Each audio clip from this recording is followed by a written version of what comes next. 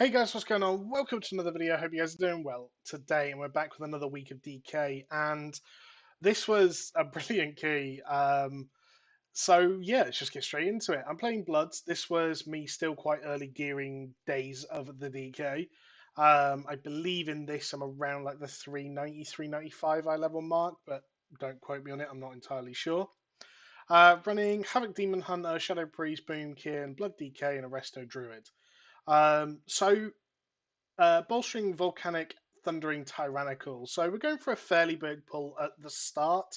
I was a little bit skeptical. I think this was the first 15 I tanked at this point, and it really was one of those things that I just didn't know how much I could handle or what I could handle. I was also still quite new to Blood DK, and what I didn't want to do is run into a 15 and get slaughtered. So what I decided was we were going to go relatively big, but not everything.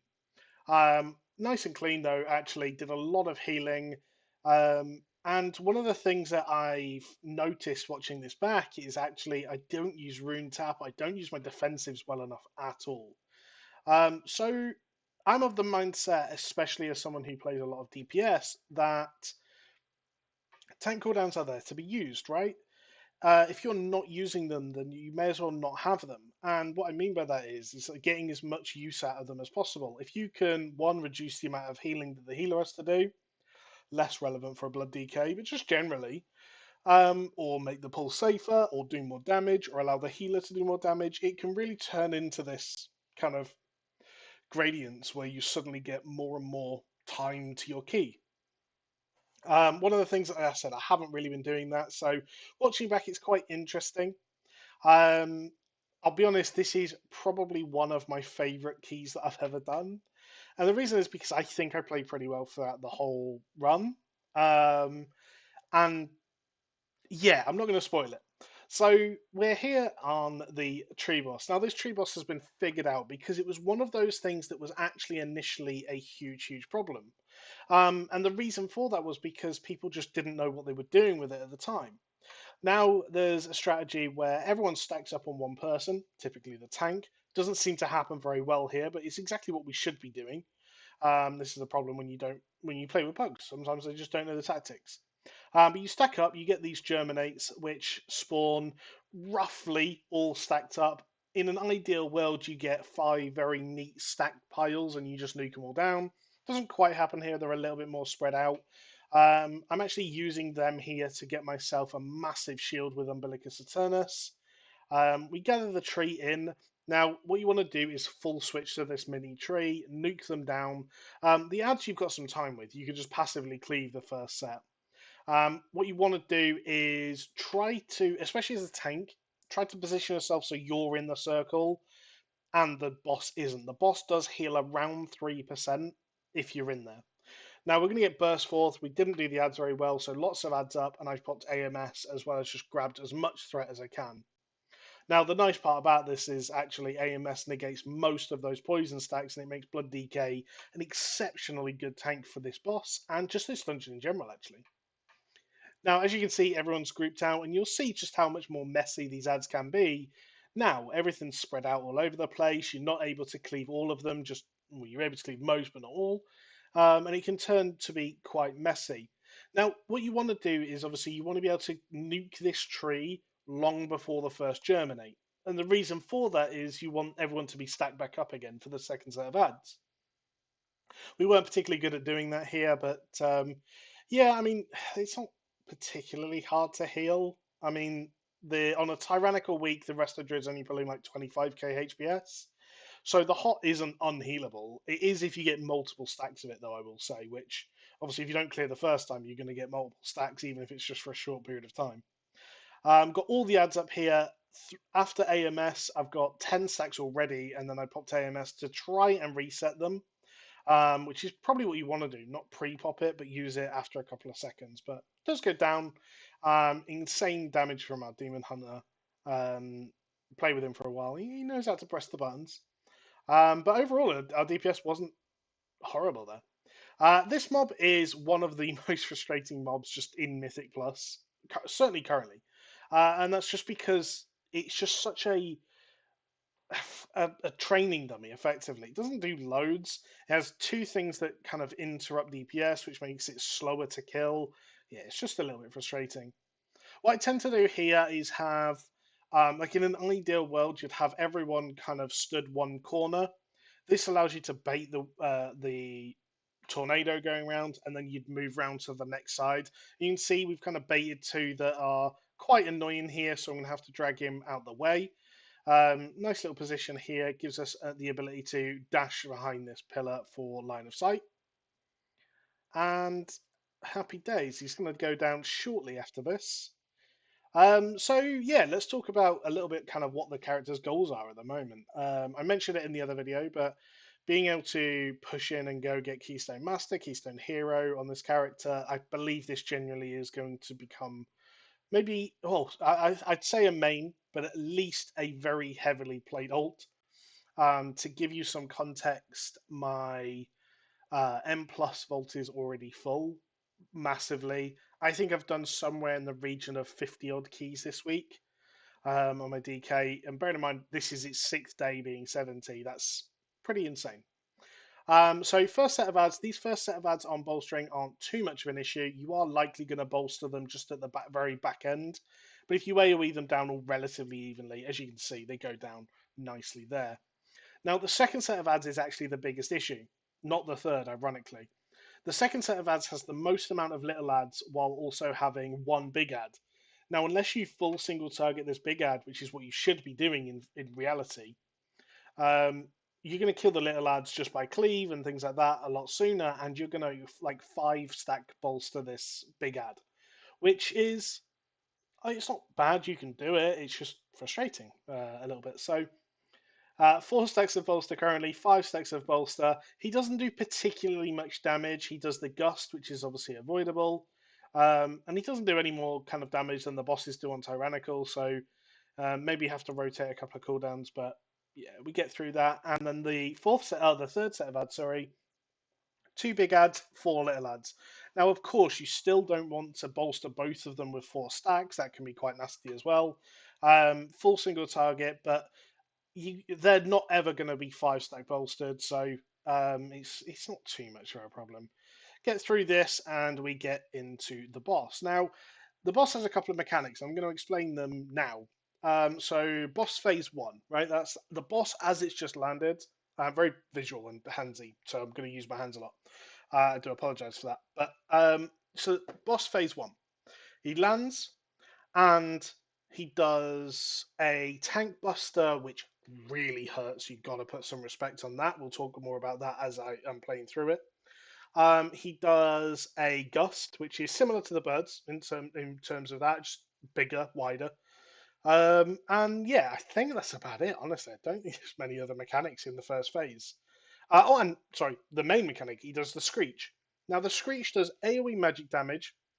It's an interrupt. So obviously, if you are casting when it's cast, you will be interrupted, and leaves a stack on every person. Now, as a DK, I can AMS the stack. As long as I AMS before the damage goes out, I won't get a stack. Brilliant. But everyone else will get a stack. The typical strategy for this now, and something you'll see on higher keys, is that you either transition them on 3 or 4 stacks to the next phase. Now, in most scenarios, you're going to see. So I was actually doing a little bit of testing here, and I got hit by the tank buster, and whoof, that hurt. So it hits you with the tank buster, which already does a lot of damage, and applies a dot. So something you do need to be wary of. Now, so that was the first screech go out. Very little damage. We see someone die to the gust somehow. It's really not the mechanic to be dying to on this fight. There's a lot you can die to. That's probably not the one. So clear up, and we go into phase 2. So we go into phase 2 by throwing 3 of the footballs that are about to come down. If they have, oh no, they haven't come down yet, but we're going to get some footballs. We throw 3 of them onto one side. Now there's a fire and a lightning side, I suppose is the best way to call it. The fire side is typically the side you're going to transition first, and the reason for that is you get a damage phase, which is 75% increased damage, I believe, to the boss for like 5-6 seconds, which is amazing just to get rid of a lot of his health very quickly, typically paired with Bloodlust if you're going to do that. And obviously all cooldowns, etc., etc. And that adds in an additional mechanic, which is, and you should see it soon. So yeah, it's 12 seconds of 75% increased DPS. Pretty insane. Now we are going to start getting this kind of rain of fire type effect over the platform. If you get hit, I believe you will be hit and stunned. I believe you get stunned as well, but you're going to take a lot of damage as well. And on higher keys, it's probably just going to one shot you, truthfully. So it's something you really can't get hit by. Obviously, it does delay your DPS a lot when this starts happening. Lots of movement, things like that. But in an ideal world here, then you don't. If you can avoid it, you don't want to go to the phase three. So as you can see, I actually got hit. I had the dot on me and just took so much damage. Anyone who isn't a tank is probably dead to that. But yes, you then go into phase three potentially if you want to phase it, and that is by throwing three balls on the lightning side. Now, this will throw some helpful orbs on the platform. The helpful orbs will give you, I think it's like 75 or 50% haste, as well as make you immune to pushbacks, or knockbacks is probably a better term, which is quite important on this phase. You can see already I'm starting to get pushed all over the place. I go and pick up a ball, and yeah, we get this debuff for a little while. Now, I'm likely going to get multiple of them just because we have some people that are already dead, unfortunately.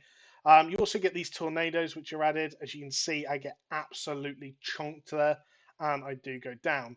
We haven't got a combat res, so that's it. Unfortunately, it's a wipe. So it's, no, I can't actually do that. Yeah, so like I said, pretty frustrating fight. It's one of those that when the expansion first came out, it was one of those fights that I thought would be, well, the tree boss was the pug killer. It was the boss that everyone went to first. You use bloodlust on it. You just try to burst it down before it did damage to you, basically. Um, People have figured that fight out to a point now that it's it's not that boss that's the issue. Veximus, which is the arcane one, can be a bit of a problem, but isn't too bad. People are finding ways to cheese or deal with that. But Kroth is always the fight I seem to have struggles on. I'm just expecting the Druid healer. So if you look at that last fight, I was healing myself for quite a considerable amount, which you expect for a DK. That's not a problem.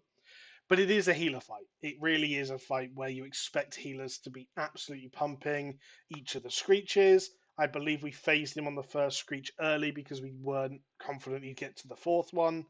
He was putting like 11k or 17k or something. Like, he really wasn't doing very much DPS. Now, obviously, we've come back. We've got Bloodlust. So we're going to use Bloodlust on this boss, of course. Why wouldn't we? We've still got enough time at this point to get Bloodlust here and the last boss. So there's no reason at all why we wouldn't use it. So I'm going to go in and hope for a better run this time. But I'm much more aware, and you'll see actually if you take note of my rotation here, I am so much slower paced playing this time. I'm always keeping runes up. I'm always keeping runic power up. As well as obviously, I'm still keeping my bone charges up and things like that. But you'll see, as soon as I get hit, I'm death striking. And I may death strike a second time after a couple of seconds, just renew the shield.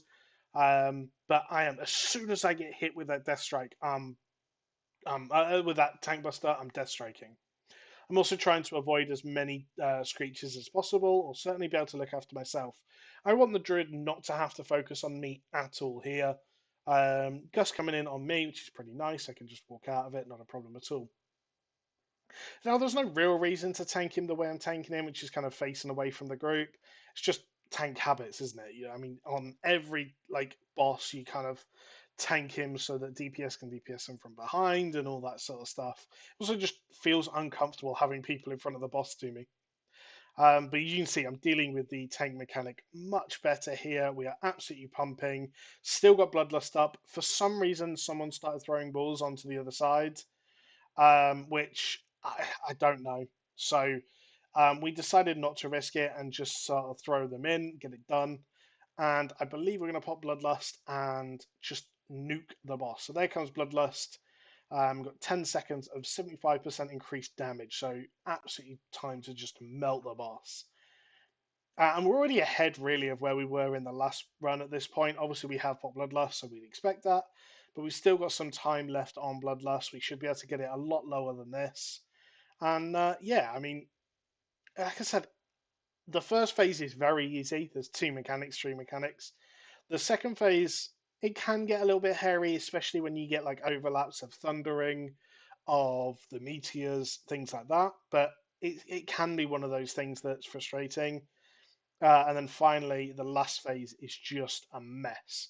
Now you can see we're already at 2 out of 3, which means someone is trying to throw them into that side, and he's there going to phase it. I probably wouldn't have phased it if we didn't need to, mainly because I think the fight gets considerably harder when basically when the third phase is initiated.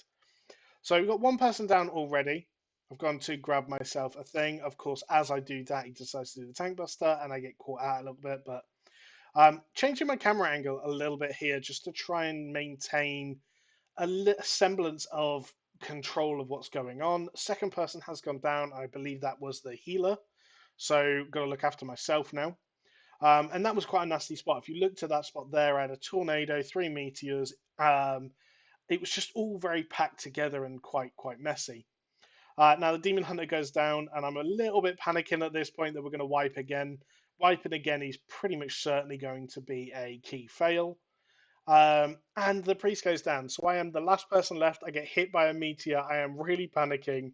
Tombstone comes in, which is a really big shield. Does save my life absolutely, and I finally get the boss kill. So happy days. We do get the boss down, and we're going to play ever so slightly different packs here, and the reason for that is because um, my group died. So they had we it probably thinking about it now under like a calm head. Either I have to run to them or they have to run to me. It's a very similar distance. Um, but looking at it at the time, it made sense because they were all there for me to go to them. It doesn't really make sense like now, but at the time it was the logic. So we're going to go for some decent sized pulls here. We've looked at the time, 13 minutes left. I'll be honest, at this point, I was totally convinced that we weren't timing this key. Totally convinced. We've pulled double pack here, which is pretty standard. I take a really big hit and manage to recover. DK is one of those classes now that I've got it. Like I've just tanked another key. I'm going to tell you what level it was. But I've just tanked another key as Blood DK literally in the last hour, and it was one of those things where honestly, my health never dropped below like 80%. In fact, the only time it did drop below 80% is when a mob got so super bolstered he basically one shot me, um, which wasn't ideal, but hey. So we're going to pick up everything here, and um, yeah, so I've sent the Demon Hunter off on a little mission. I don't mind gripping stuff up, but it's easier for me to just stand and gain threat, gain tankiness, survivability, have someone else go and pull them, and then I can just grip them in. It just works better. Whereas while I'm running around and I'm not doing too much of my rotation, I find that I can be a little bit squishy, which makes sense. So we're going to nuke these all down here. We called that we wanted to focus single target on the big mob for obvious reasons. Bolster. We don't want to bolster it to high hell. It's going to get bolstered to high hell anyway. I think that's 5 stacks, 4 stacks, 5 stacks, 6, 7 stacks of bolster and more to come. Now there is a trick here. So he will always jump on the furthest person away, and you can line of sight it where the priest is now, which is actually fantastic. So you can pretty much ignore that entire mechanic. I actually tried to move it because the call was they were struggling to line of sight it where they were. Looking at it now, they had plenty of space, and I should have just kept it there. But we tried to move it, didn't work. Never mind. So we're going to go in here. They asked if I was going to pull all three, and I don't think I do. So one thing I do like doing on this first pack is exactly what I've done there. Grip the books in. Everything else does hurt, of course they hurt, but the books are the ones that when people start getting slept is when this pack goes badly. There's a lot of stuff you need to avoid on the floor, and just the books do a bit of damage. It's one of those things that I find my packs go a lot easier when I do that specific thing. Everything, obviously, once it's all grouped up, everything's going to go down fairly easy. Pull in a casual 70 odd K, I think 80K HBS there, which is pretty insane. Considering my health does still drop quite low, it's quite mad. Like I said, I was only about 390 when I was tanking this. We're going to go then into the final pack. Final pack has two books. It has five mobs. I can't think. Oh, it has a battle axe as well. Okay. You can see someone pulled it slightly before me, so the book went on a little goose chase. And again, you want to make sure that you're kicking as much as possible, but priority kick should always be the book. And also be careful of the battle axe. The battle axe, when it's specifically when it's bolstered, but just generally does quite a lot of damage, and I believe applies a dot that can stack every like 15, 20 seconds. I don't think we even saw it here. I may have AMS'd it, I'm not sure, but it is one of those things. It can be quite dangerous, and when it gets bolstered, can hit very hard. Now, what we've done here is quite smart, actually, I think, by us. We've waited, cleared all the trash. Now we've got 15 seconds before the boss is going to spawn. Rather than waste that time, we've gone and pulled the bridge pack. We might only get like 5-10 seconds of extra time doing DPS that we wouldn't have had otherwise. But it's still worth it. It's still good to go out and get this. And what you'll find is as they start to get low, I'm going to run back to the boss. I'm a DK, I'm slow, I know that, wheelchair class and all their memes. But it is one of those things that as soon as these start to get low, I'm hoping I move towards the boss. I don't, that's really bad of me. Um, but yeah, I should have started moving to the boss. We're going to go and kill the boss now. And now 8:55 on the clock. I'm starting to believe a little bit that we can time this. It's not entirely it's not entirely dead, but it's not comfortably alive either. Now, on this, you can't soak this as far as I know with AMS. You'll absorb the damage, but still get a stack. Now, as a tank, I can always soak three. Three is not an issue. Four can be a little bit spicy. It does take my health quite low if I take four. But with a magic dispel, I don't see why you would ever not let your tank take four. You should just be letting your tank take four and then dispelling him, and someone else takes one, right? You just rotate who takes one. And I think that's the smoothest way to do this boss.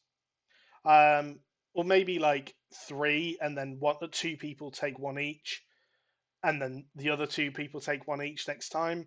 Do it like that. I think that makes this fight a lot smoother. But for some reason, a lot of groups don't do that. Let me know in the comments, how do you guys do this boss? Do you guys um, do any special tactics? Sometimes, I mean, we were just trying it there, letting one go through to desync certain mechanics.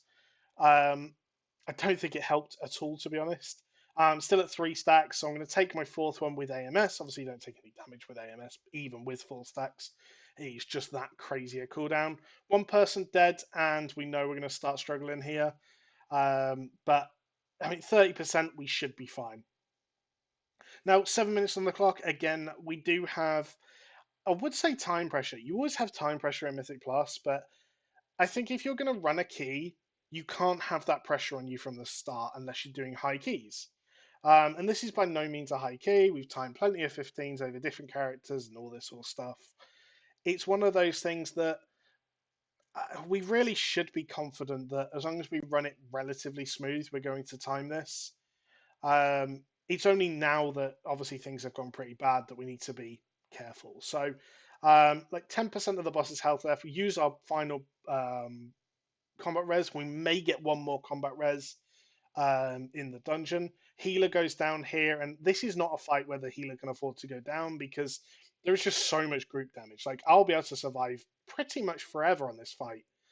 And I mean, spoilers, I do intend on trying to solo this dungeon on Mythic Plus difficulty as per DK at some point.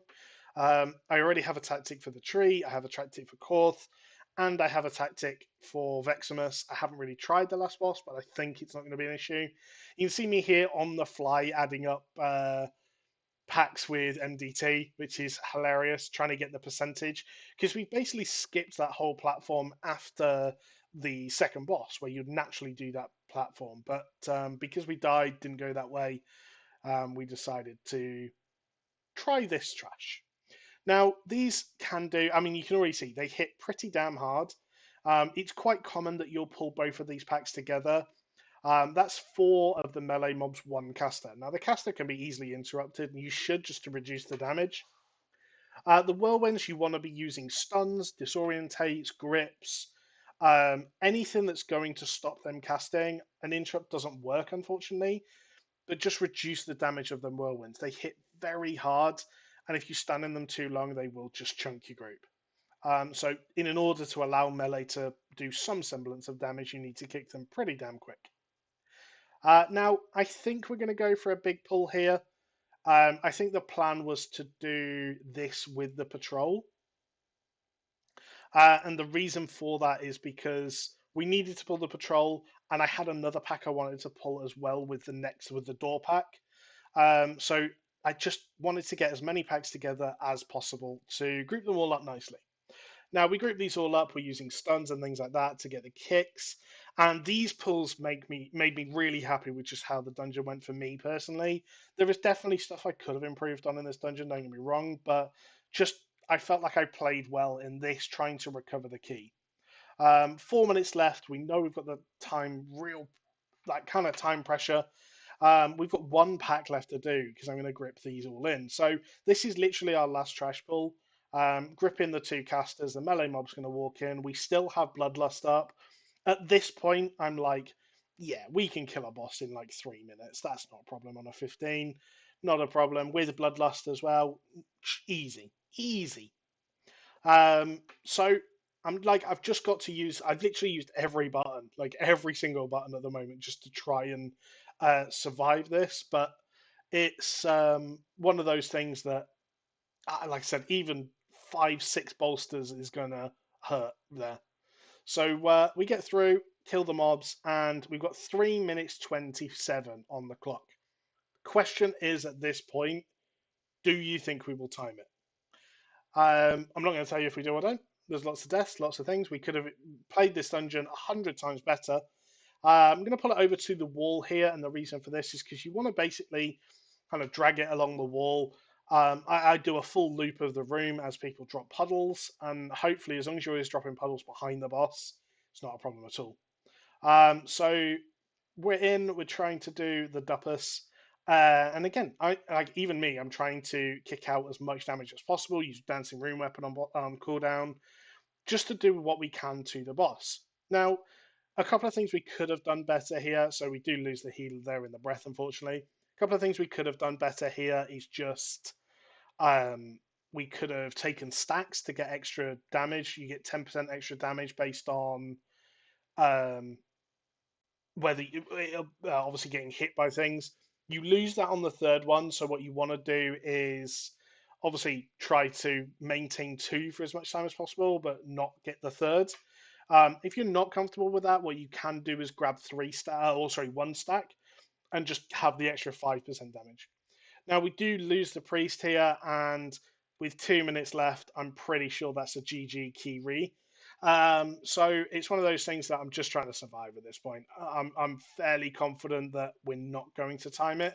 We do have another combat res in, I think that's a minute. So yeah, it's one of those things that I'm hoping we're going to be able to time it, but I didn't believe in anymore. And then we do lose our third person, and it is me and the Demon Hunter to finish. He does a lot of damage, but I'm pretty sure he doesn't do that much damage. So, yeah, one of those things, unfortunately, that we don't time this key. Spoilers if you didn't know by now.